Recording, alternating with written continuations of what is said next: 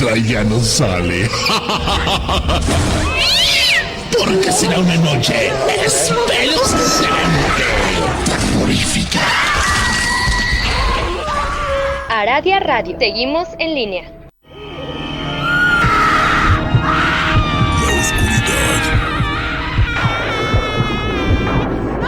La oscuridad oculta algo.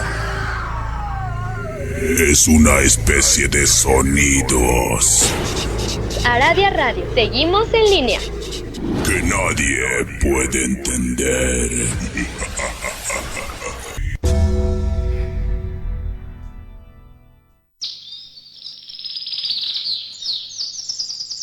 Ha comenzado tu programa Magia y Esoterismo, un espacio dedicado al mundo de lo sobrenatural. Magia y esoterismo. Comenzamos.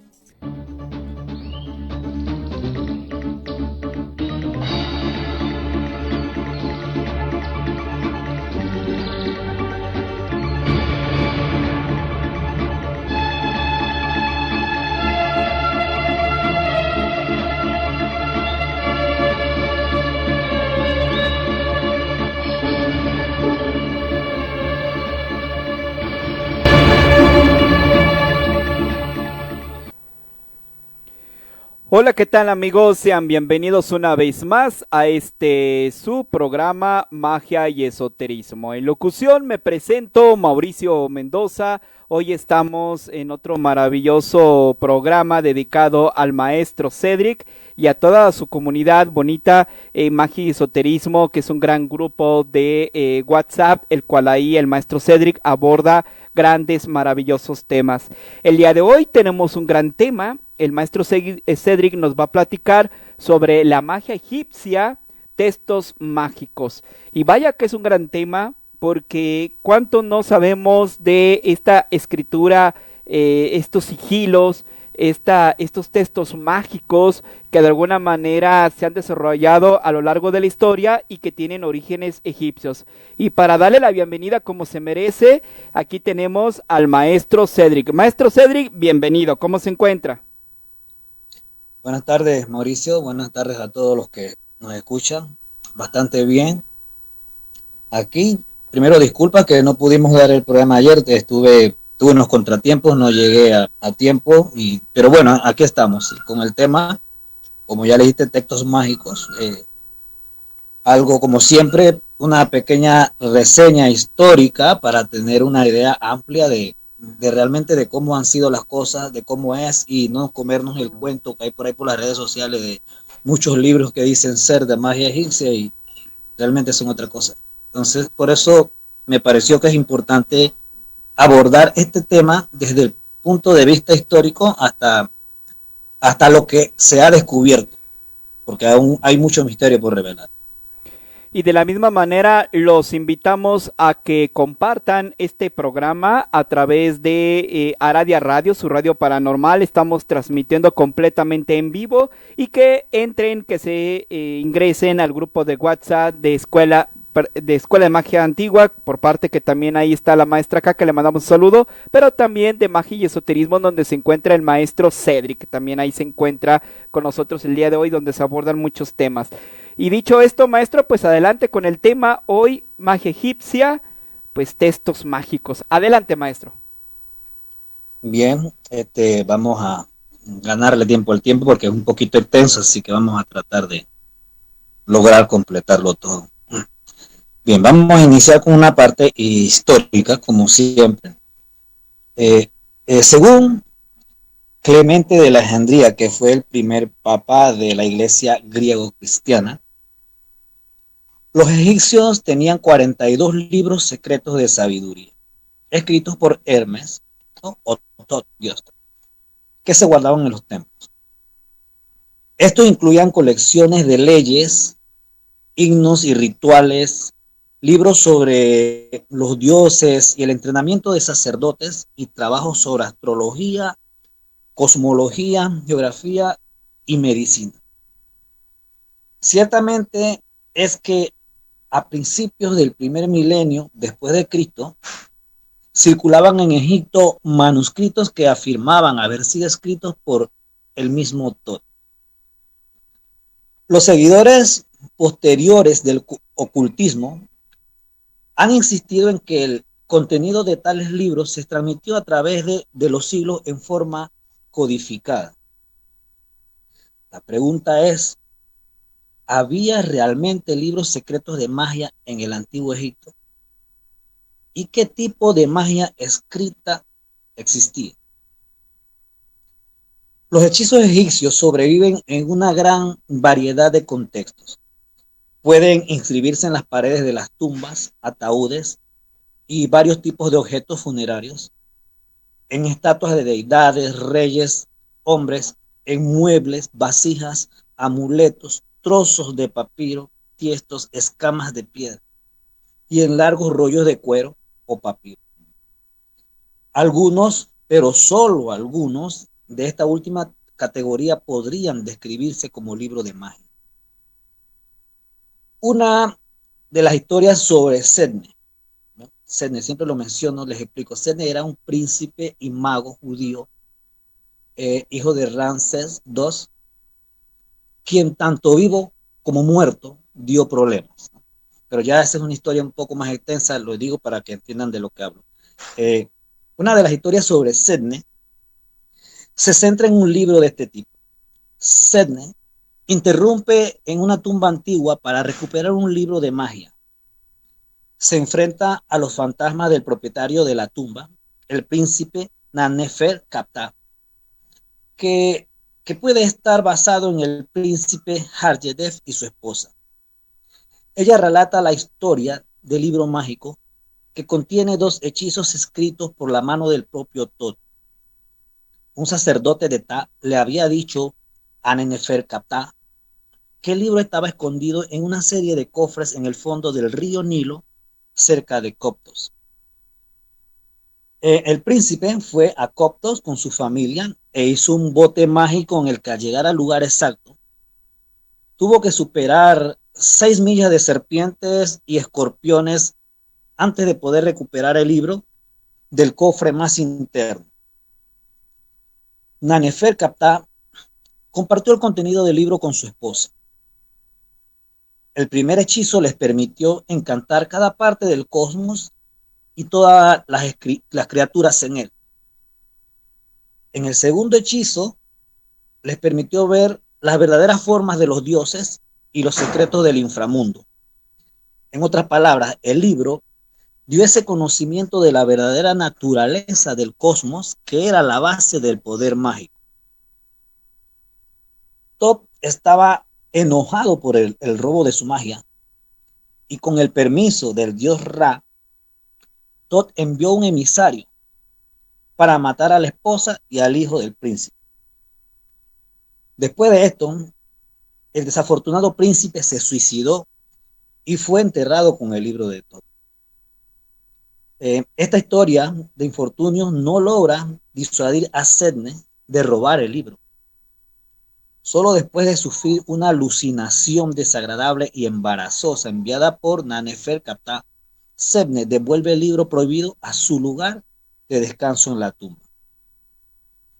Esta historia refleja un debate intelectual sobre el papel adecuado de la magia. Por un lado, la magia era parte de la gnosis, el conocimiento de cosas superiores, que era el camino hacia la salvación. Por otro lado, probablemente se estaba abusando de la magia ritual con fines comerciales. En uno de los textos conocidos como la Hermética, Top dice que sus palabras pueden copiarse, pero solo deben mostrarse a los iniciados que sean moral e intelectualmente dignos. Este énfasis en el secreto se ha atribuido al miedo a la persecución. Vemos que el emperador Augusto en el 30 antes de Cristo al 14 después de Cristo ordenó la destrucción de miles de libros mágicos, pero se trataba de obras de adivinación y profecía que se consideraban políticamente peligrosas. La idea de que el conocimiento mágico debe reservarse para unos pocos dignos es muy antigua. El ciclo de la historia en el papiro de Huesca, que es un texto egipcio de cuentos mágicos, incluye un incidente en el que el rey Khufu le pide al mago Jedi, que era un príncipe egipcio de la cuarta dinastía, que lo ayude a averiguar la cantidad de cámaras secretas en el templo de Thoth para copiarlas en su tumba.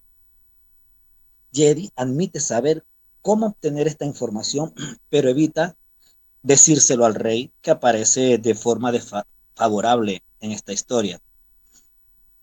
Un texto compuesto aproximadamente al mismo tiempo que el papiro de Huesca pretende describir las condiciones durante una era de guerra civil y disturbios sociales. Enumera las inversiones del orden natural, como las mujeres nobles obligadas a usar harapos, los siervos que lo elogian sobre sus amos y las familias hambrientas que abandonan a los niños recién nacidos. Hay un pasaje relacionado con los estados mágicos en este texto. Dice así: he aquí la cámara oculta, sus libros son robados. Se revelan los secretos que contiene. He aquí, se revelan los hechizos mágicos. Los encantamientos se vuelven toscos al repetirse. Ser hecho rudo podría significar inutilizado o vuelto peligroso.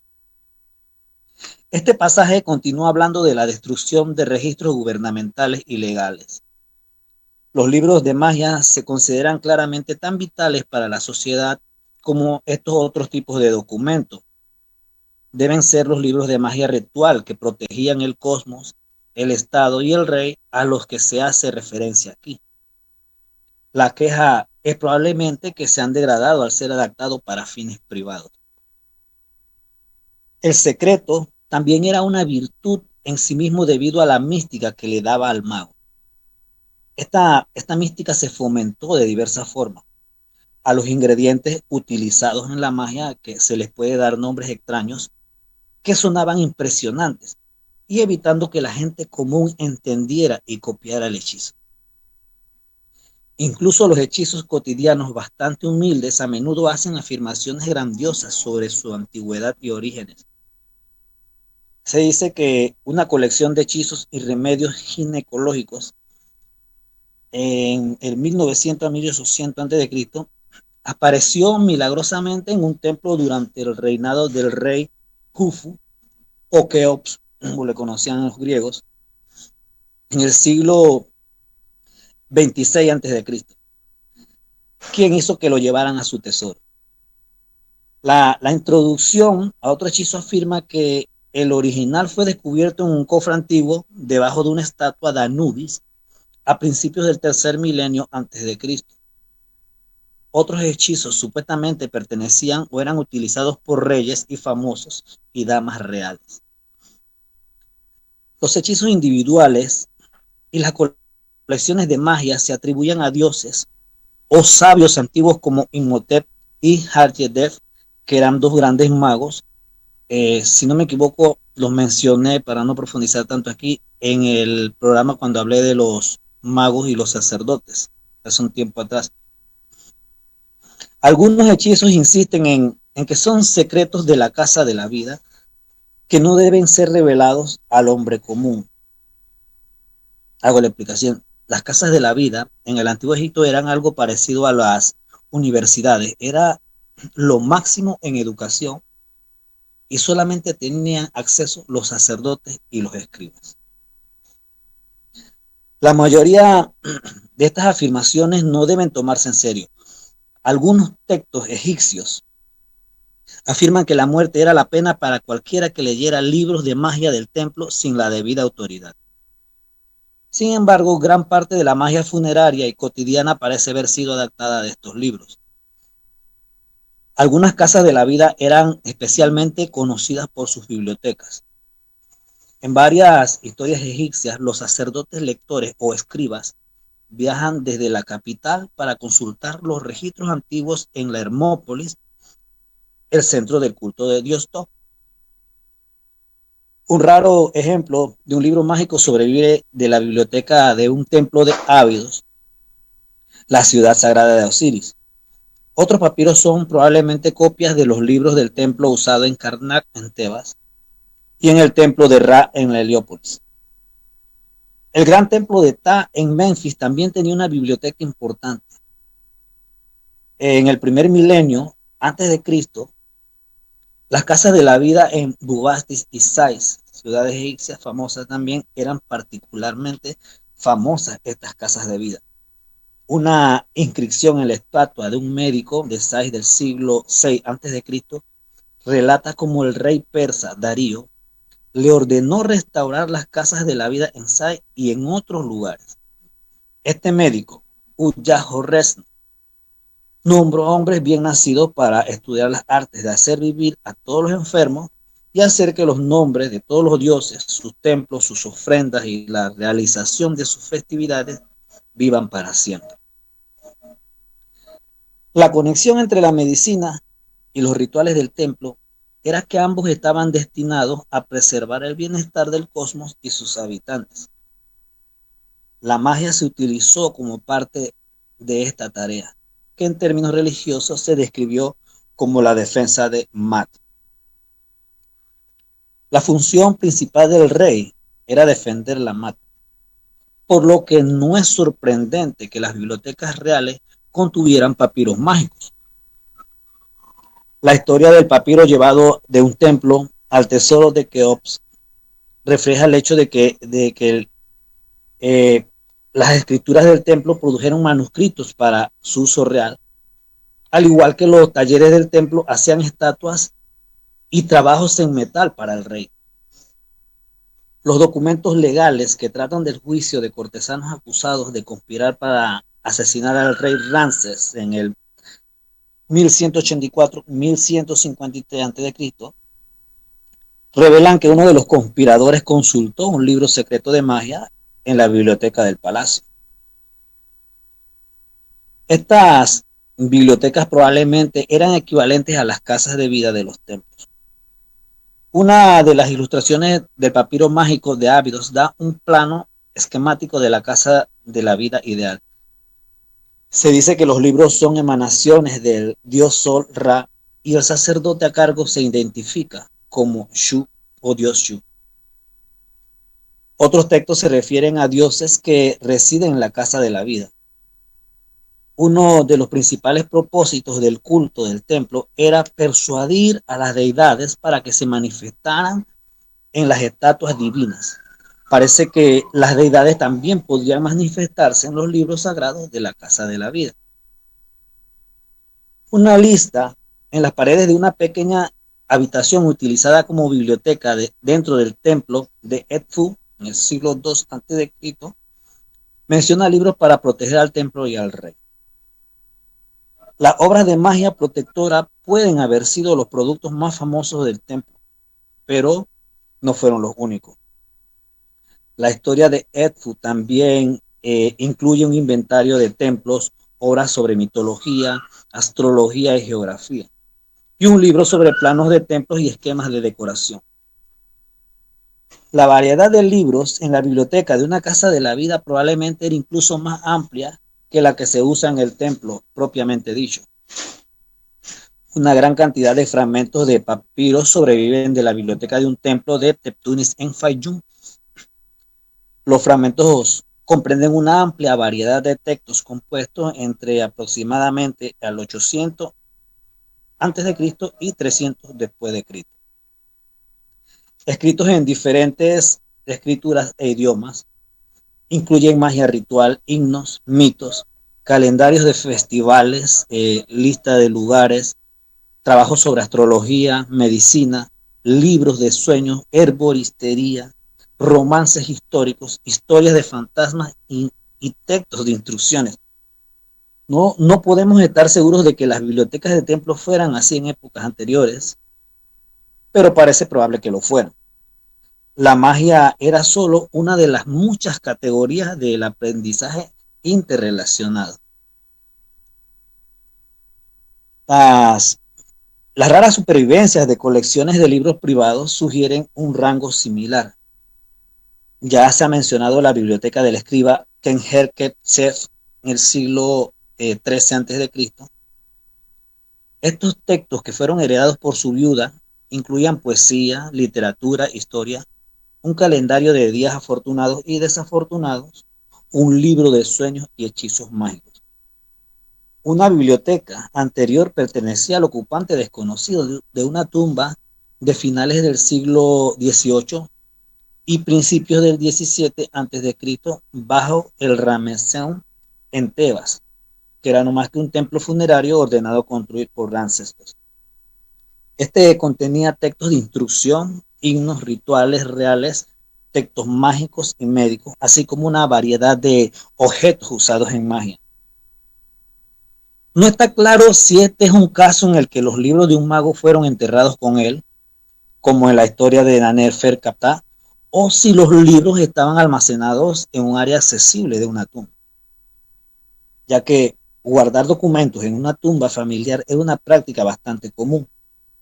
Muchos de los papiros mágicos supervivientes del primer milenio después de Cristo parecen provenir de una sola tumba en Tebas. La vitela, o que era la piel de becerro, se utilizó para algunos documentos prestigiosos, particularmente en las bibliotecas del templo, pero no ha durado tan bien como el papel hecho con plantas de papiro. Se pegaron hojas de papiro para formar rollos. Pueden tener hasta 41 metros de largo, pero suelen ser más cortos.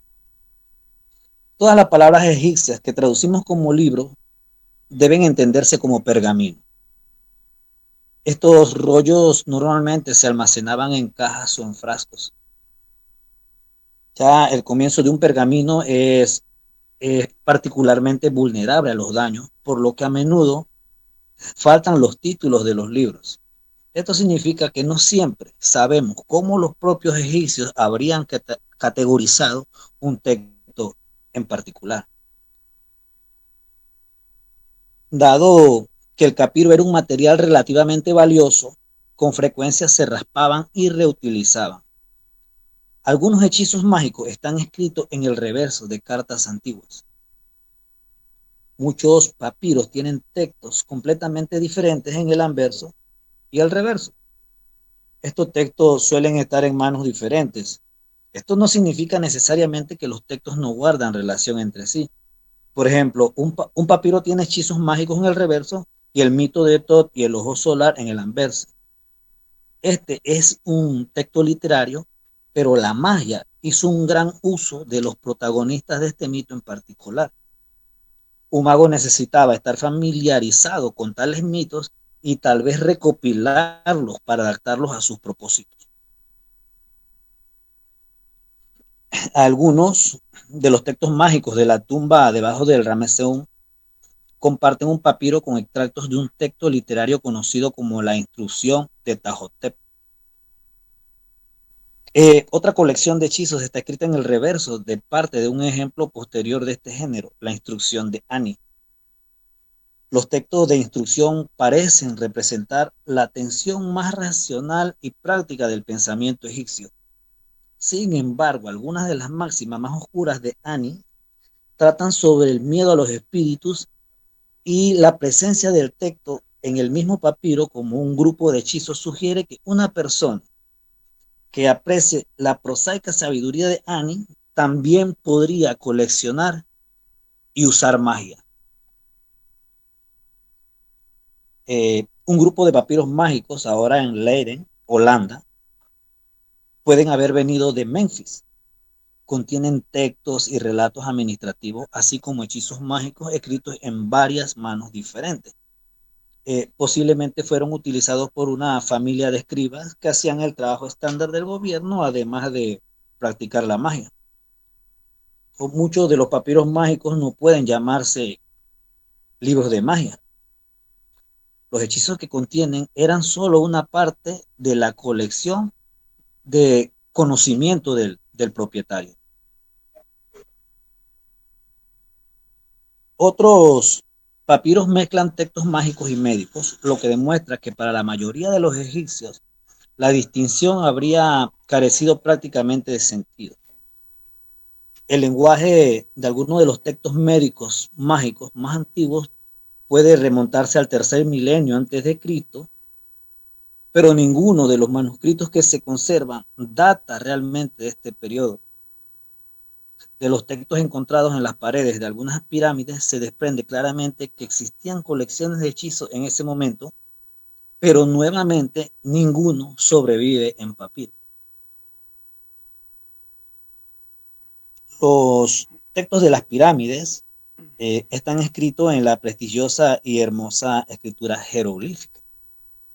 Esto es estándar para inscripciones talladas en piedra o pintadas en objetos. La mayor parte de la magia funeraria se encuentra en la escritura jeroglífica. Incluso los papiros funerarios suelen utilizar jeroglíficos o una versión en cursiva de esta escritura. En general, sin embargo, los textos en papiro se escribieron en la escritura hierática, que era una especie de escritura abreviada de la jeroglífica, más simple y rápida. Desde el periodo comprendido aproximadamente entre el 2000 a.C. y el 1550 a.C., sobreviven varios papiros que contienen remedios médicos y mágicos para diversas enfermedades, accidentes o complicaciones del embarazo. Varios de estos papiros describen su contenido como los secretos del médico.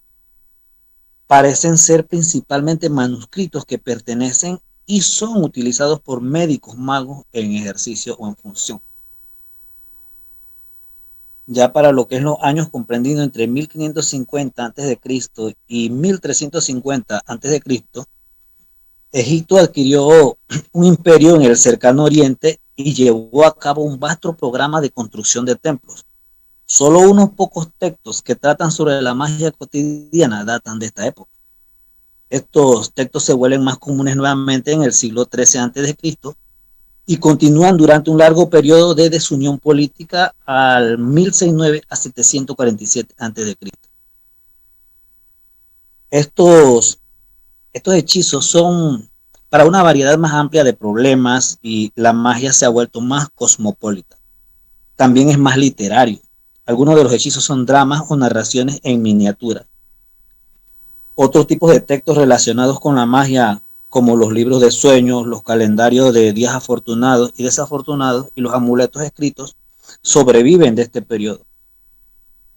Los hechizos individuales sobre ostraca o trozos de papiro son bastante comunes y los hechizos comenzaron a inscribirse en estelas y estatuas. Varios textos mágicos importantes sobreviven en papiros que datan del siglo VI y II a.C. Este periodo abarca las últimas dinastías nativas egipcias y los primeros años del dominio griego. La interpenetración de la cultura griega y egipcia fue un proceso lento, por lo que no se puede asumir la influencia griega. Sobreviven los guiones de los rituales mágicos en los templos y los pergaminos relacionados con la magia privada.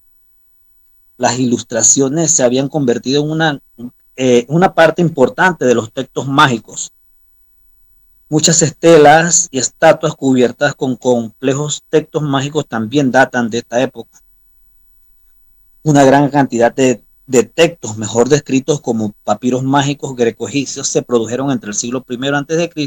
y el siglo V después de Cristo.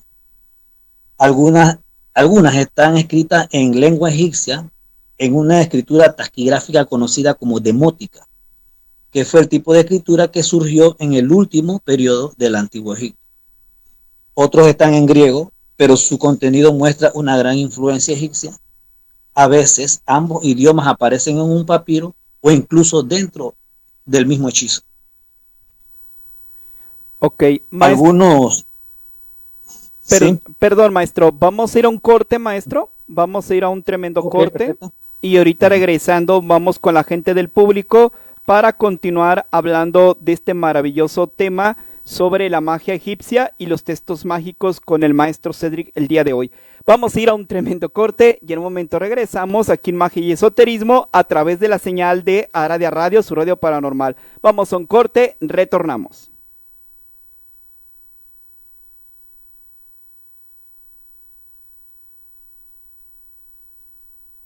En un momento regresa Magia y Esoterismo.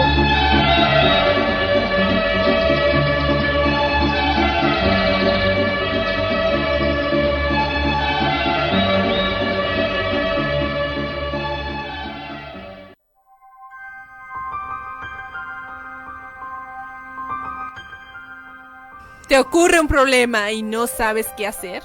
Por más que lo intentas, ¿siempre algo sale mal?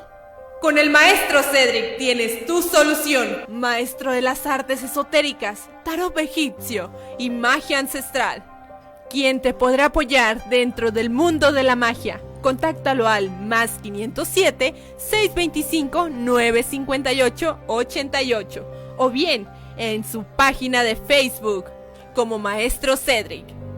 Y recuerda, no dejes para mañana la solución que puedes tener hoy.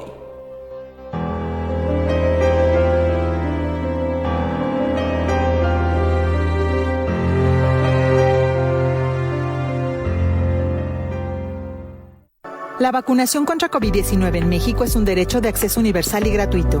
El Estado mexicano debe garantizar el acceso a la salud de toda la población. Por ello, la CNDH permanecerá vigilante para que las autoridades municipales, estatales y federal garanticen al pueblo de México el acceso a la vacuna, sin discriminación y con absoluto respeto a la dignidad de las personas. Para más información, visita la página cndh.org.mx. Comisión Nacional de los Derechos Humanos. Defendemos al pueblo.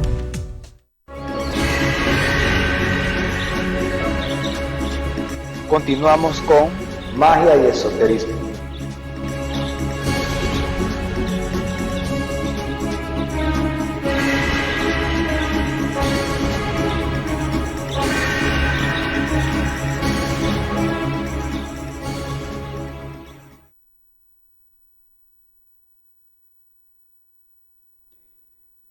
Y bueno, ya regresamos completamente en vivo en este su programa Magia y Esoterismo. Estamos transmitiendo a través de Aradia Radio, su radio paranormal. Estamos a través de la www.aradiaradio.es.tl. Mauricio Mendoza en locución. Hoy estamos con el maestro Cedric con este gran tema, maravilloso tema el día de hoy. Y bueno, pues, maestro, antes de continuar con el público, si gusta, déjeme irle dándole salida. Teresa Chávez está aquí con nosotros, muchas gracias al maestro. Soy Chío, la princesa. Carlos Luis Paredes, buenas tardes, Mau. Buenas tardes al maestro Cedric. Claudia López manda saludos. Angie Fernández, buenas tardes, Mau, y al maestro Cedric. Irene Luchini dice compartido. Berito Mendiola también está aquí, dice saludos. De hecho, nuestra amiga Irene ya publicó en el grupo, en la caja de comentarios, el grupo de magia y esoterismo, el grupo de WhatsApp, para que si usted se quiere integrar, pues adelante, ahí está el link del grupo de WhatsApp. Luis Alberto Romero también le manda saludos, maestro Cedric, y nuestra amiga Vero Mendiola le manda saludos desde Texas, maestro. Así que con esto, a continuar con este maravilloso tema, maestro Cedric. Bien, como siempre, saludo también a todos aquellos que nos están aquí con nosotros. Y bien, el tema de la magia egipcia es muy extenso. Ya estábamos viendo aquí cómo ya al siglo I antes de Cristo y al V después de Cristo empieza la influencia griega. Los textos van pasando de escritura jeroglífica antigua a demótica, y también algunos ya se empiezan a escribir en griego. O si bien algunos ya en un solo hechizo están ambas escrituras mezcladas. Algunos de estos papiros pueden haber sido libros de trabajo de magos profesionales. Los hechizos cubren una amplia gama de problemas cotidianos, pero los oráculos y la adivinación juegan un papel mucho más importante que en las colecciones anteriores de magia. La última forma del idioma egipcio fue el copto, que se escribió en el alfabeto griego con la adición de algunos signos demóticos. Cuando Egipto se convirtió al cristianismo, los hechizos se adaptaron a la nueva religión y se escribieron en copto. Un desarrollo posterior a partir del siglo II después de Cristo fueron los textos herméticos, que pretendían ser las enseñanzas de Tot. El idioma de la mayoría de estos textos es el griego, pero algunos se encuentran en versiones copta o latina. Algunos de los La hermética son manuales de magia, alquimia o astrología. Una gran cantidad de magia escrita ha sobrevivido del antiguo Egipto. La mayor parte fue grabada para ser hablada o cantada en voz alta. Casi todas las palabras egipcias que traducimos como hechizos se relacionan con la palabra hablada. Un término para la magia era el arte de la boca. Muchos hechizos se dividen en dos partes. La rúbrica, que son las instrucciones sobre lo que debe hacer el mago, y el guión, las palabras reales que se van a pronunciar. Las rúbricas son mucho más detalladas y específicas en los papiros greco-egipcios que en las colecciones anteriores de magia. Las instrucciones suelen especificar en qué etapa del procedimiento se van a recitar las palabras y cuántas veces se van a repetir. Para ser dicho 4 veces, es una rúbrica común. Esto puede ser una vez para cada una de las direcciones principales, cubriendo así todas las líneas de ataque.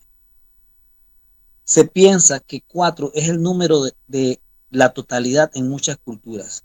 El 7 también fue un número muy favorecido en magia y algunas fórmulas deben recitarse 7 veces.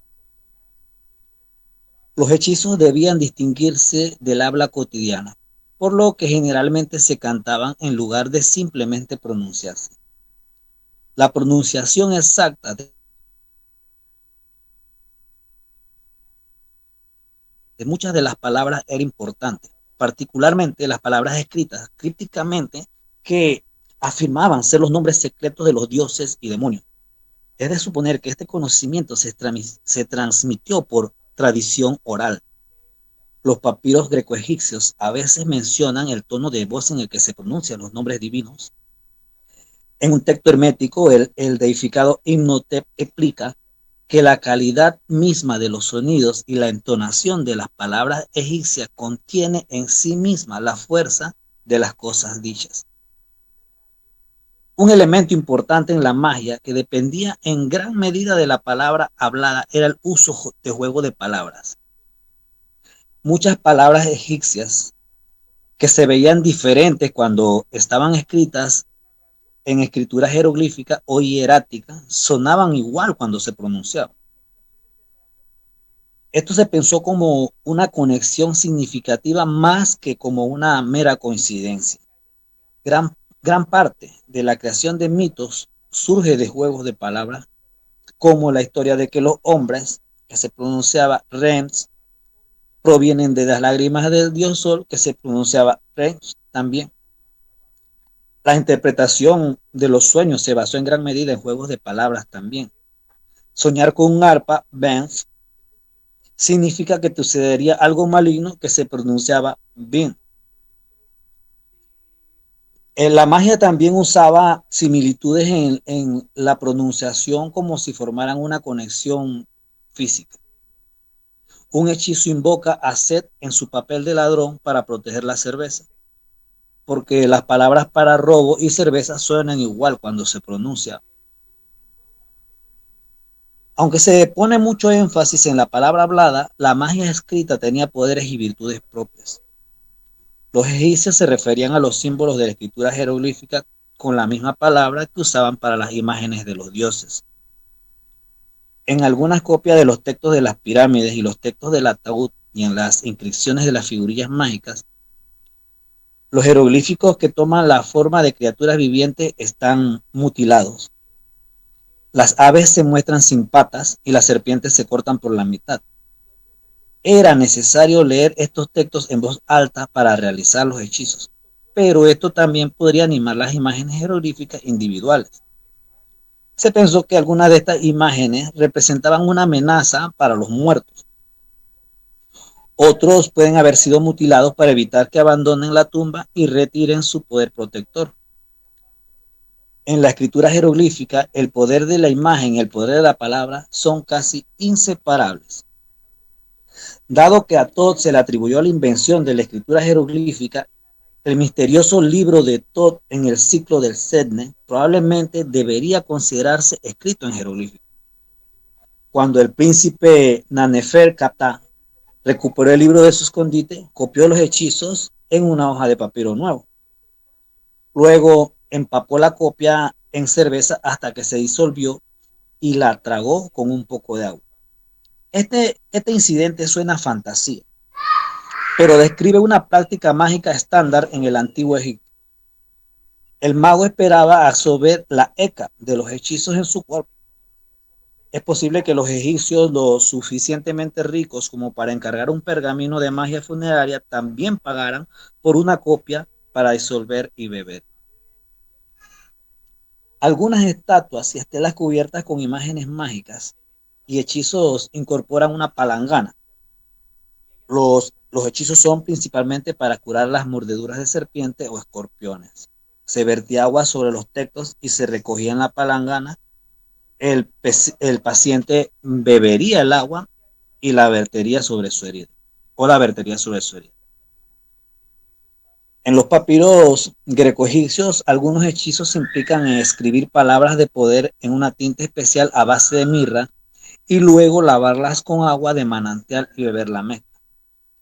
En ocasiones se dibujaban con tinta signos jeroglíficos e imágenes de seres divinos en la piel de la persona a curar o proteger.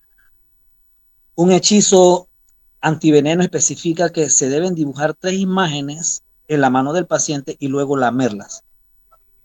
A veces los hechizos se escribían en un pequeño trozo de papiro o lino y se colgaban alrededor del cuello del paciente o se pegaban en la parte afectada del cuerpo.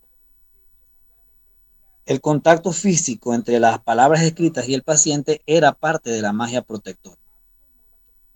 La mayor parte de la magia cotidiana se escribía en la escritura hierática, utilizada para cartas y documentos administrativos. Aquí el pedigrí de algunos hechizos se remonta a los originales jeroglíficos. Un hechizo en griego afirma ser una traducción de un libro sagrado del templo de Heliópolis, escrito en letras egipcias. Algunas fórmulas mágicas pueden haber sido transliteradas a jeroglíficos si fuera necesario escribir sobre el paciente.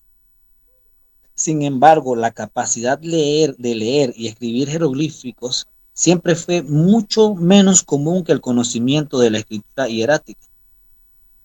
La forma de un hechizo a veces imita otros tipos de documentos escritos en hierático, como decretos reales, cartas estándar o sentencias legales.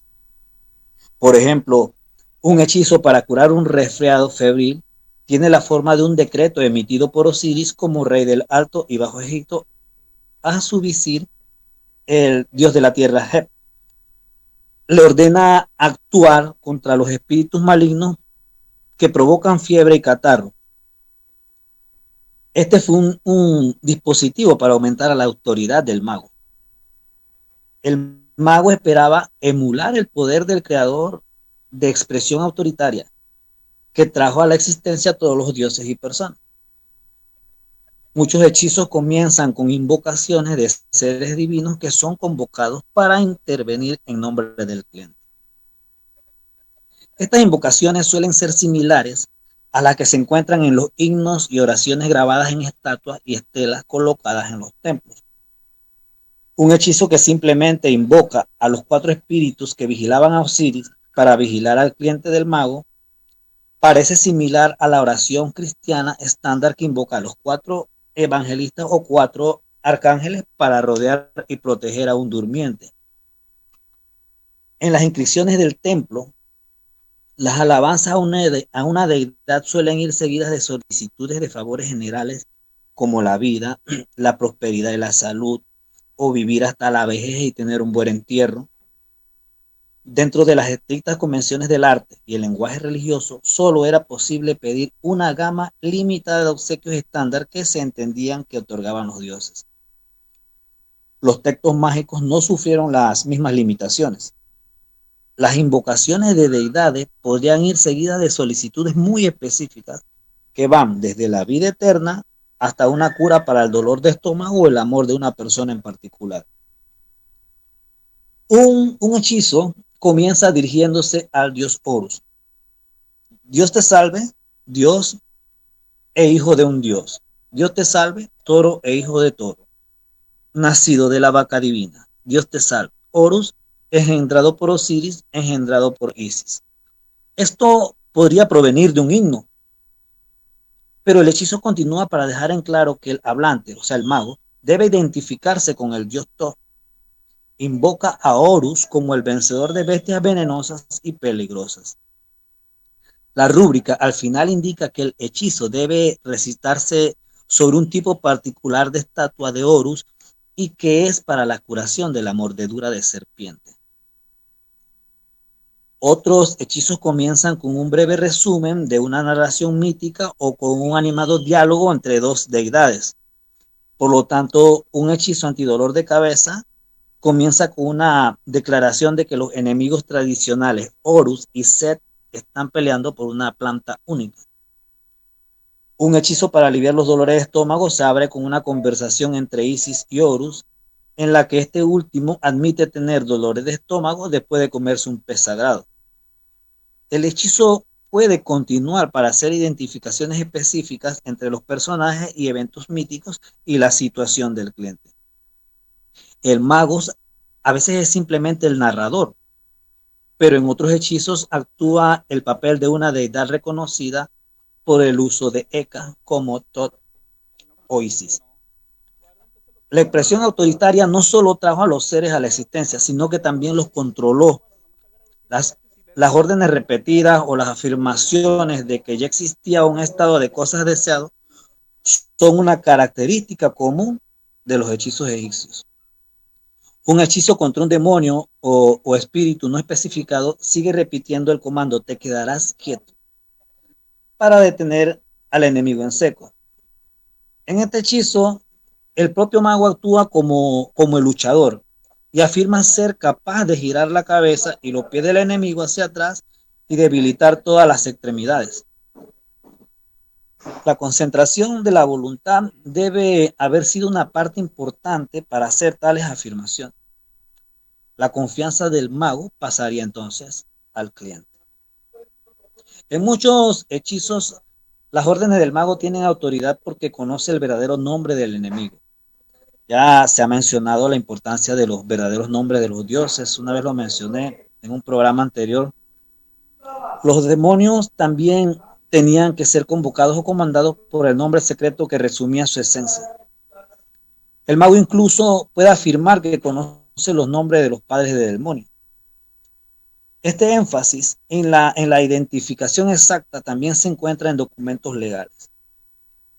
El lenguaje de tales documentos influye con bastante frecuencia en los textos religiosos y mágicos egipcios. Los humanos no tenían miedo de defender su caso en el Tribunal de Justicia Cósmica. Otra línea de que el mago podría tomar era intentar engañar al enemigo, haciéndole creer que había atacado a la persona equivocada.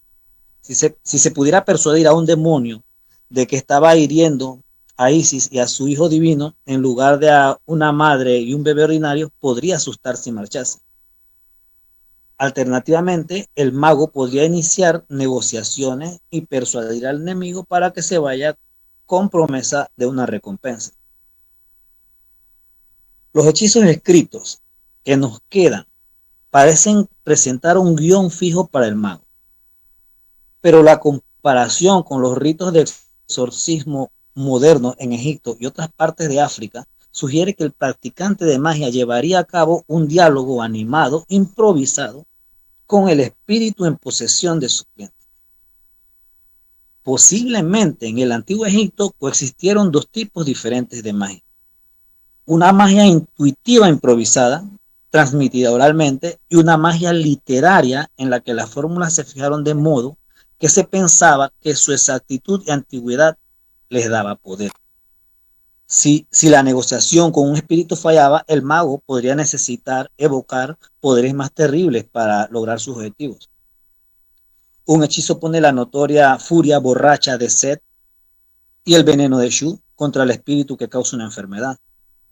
En otro, los espíritus que podrían atacar una manada de ganado son amenazados con ser despedazados por la feroz diosa siria Anat. Este tipo de magia amenazante fue aprobada para uso oficial contra enemigos humanos del Estado. Pero su ocurrencia en magia privada puede haber sido considerada moralmente dudosa. Ya en los hechizos del segundo milenio antes de Cristo, las únicas personas vivas amenazadas regularmente por el mago con demonios y deidades terribles son los hechiceros extranjeros. En la literatura egipcia, los hechiceros extranjeros a veces resultan ser espíritus malignos disfrazados de personas, por lo que es posible que esta categoría no cuente como seres humanos comunes. En este periodo parece haber cierta renuencia a admitir que cualquier egipcio pueda practicar magia maliciosa.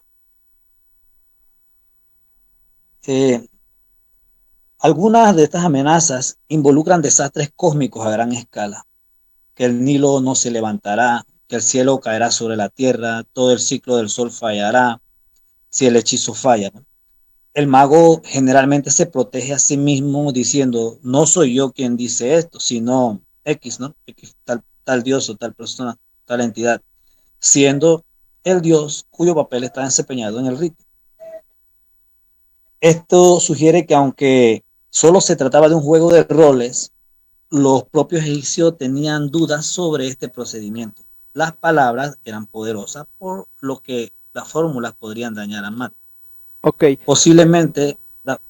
Perdón, maestro. Maestro, estamos llegando ya casi al final del programa, maestro. Yo creo que este tema nos da para una segunda parte, maestro. Ok, sí, no había visto el tiempo. En verdad sí creo que tenemos que hacer una pausa porque hay mucho más que explicar para que lo puedan entender y sería mejor resumirlo así. Por ahora, el conocimiento dado hasta ahora, que pueden ver que es muy extenso el hablar sobre los textos y los hechizos de la magia egipcia. Sin duda alguna, si gusta, maestro, bueno, ya sé que usted lo asigne el siguiente paso, pero tal vez podríamos hacer una segunda parte de este tema porque veo que quedaron muchas cosas pendientes y todavía no le dimos tiempo a las preguntas del público. Entonces, a lo mejor estaría bien una segunda parte, ¿por qué no hablarlo sobre este tema, no? Sí, es correcto, sería ya el siguiente programa veríamos porque hay mucho más que ver sobre este tema y nos daría tiempo también de responder a las preguntas, aunque las personas que tienen preguntas pueden hacerlas al chat gratuito y podemos hablar y extender más sobre este tema que en realidad es muy extenso, pero lastimosamente no lo puedo resumir porque si lo hago no logramos comprender el contexto histórico de todo esto. Y bien, maestro, pues un último comentario antes de finalizar este gran tema. Bien, gracias a todos los que han estado aquí con nosotros compartiendo este momento. Gracias por seguirnos. Los espero en el chat gratuito. Y dudas, comentarios y cualquier cosa que quieran sobre el tema, saben que lo pueden hacer ahí en el chat gratuito, que ahí estamos para responderles. Bien, y con esto despedimos este maravilloso programa. Mauricio Mendoza se despide. Gracias a usted por sintonizarlos. Gracias al maestro Cedric. Este fue su programa Magia y Esoterismo. Muchas gracias. Hasta la próxima. Vámonos, maestro. Gracias.